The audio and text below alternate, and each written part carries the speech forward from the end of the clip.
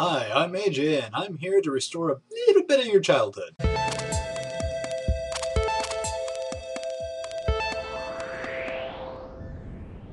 And by that, I mean first story of the day, which is a throwback to yesterday, talking about the Elmo puppeteer guy, Kevin Clash, supposedly having sexual relations with a 6-year-old boy. Well, the accuser has now recanted all of his accusations. Turns out, no, he was, in fact, a consenting adult at the time, 18 years of age. Kind of got mixed up between, 5 and 7 years ago, something like that. Either way, it's all been completely cleared out. And really, all I have to say is I hope that Kevin can actually just get through the public backlash of this. One, he's been outed across the entire United States. People didn't even know who he was, now know he's gay. Not only that, there's a lot of people who are condemning him almost immediately. And I hope this shows that just because someone is condemned by the people doesn't mean it actually happened. Maybe we really should, take a minute to look into things before we condemn somebody for something they may not have done. Next, we have possibly one of the biggest stories of the day. Well, if you didn't know, President Obama was reelected. No, that's not the story. But going forward on that, a lot of people are really not happy about this turn of events, if you will. And a lot of people from, especially, red states are saying, you know what? We just don't like the way the government's going in general. And so they have decided to sign a petition to secede from the Union. Now, basically, that means they want to exit the United States as a state. There's a lot of rumors going around. There's a lot of misinformation about all of this. First of all, I'd like to say this is most likely not that they actually want to leave, more that, the states of, let's see, going through Alabama, Arkansas, Colorado, Florida, Georgia, Indiana, Kentucky, Louisiana, Michigan, Mississippi, Missouri, Montana, New Jersey, New York, North Carolina, North Dakota, Oregon, South Carolina, Tennessee, and Texas, of course, just want to tell the government, look, something is wrong here. There is massive problems with the government, with money, with economics, with war, all of this. We don't like it. We are mad enough. We want to secede. We probably won't, but we want to at least sign this petition. Now, to have the White House actually give an official position on these petitions, you have to get at least 25,000 signatures. As of right now, Texas at least has reached that. Probably a few other states by now. Texas was the first. I mean, this is how bad things are right now, that people are willing to come out and say that they want to exit the Union.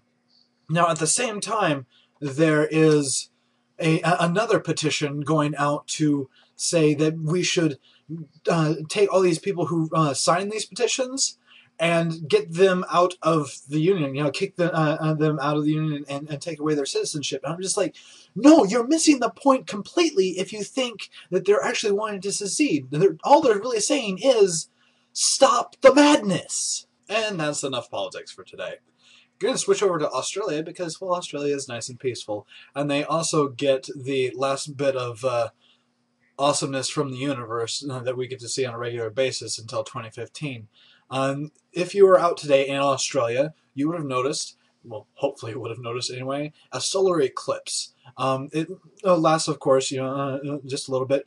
By the way, for if you don't know, solar eclipse, moon goes in front of the sun, that kind of thing. Pretty awesome. Picture down below. At the same time, this is going to be the last one until 2015. Things are just going to be crazy, I guess, in the universe around us until then. We're never actually going to get a convergence until like 3 years from now. So if you saw it, awesome. Send in pictures because this is going to be the last one for a while. And going from space to deep sea, we're going to switch to Georgia. Sorry, it gets a little confusing. You'll understand if you listen to the story. Over in the Peach State, there is something going on display that has not been on display ever.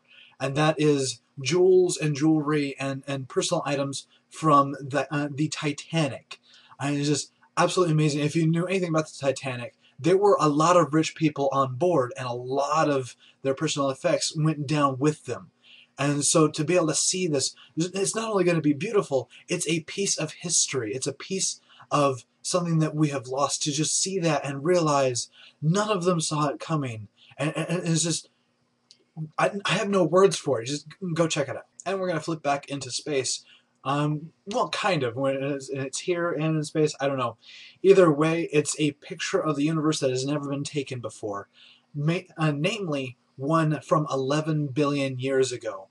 What these researchers have done have just spent years mapping across the world and putting their telescopes into the sky and looking way back and seeing what did the universe look like 11 billion years ago, and then turning it into a 3D map.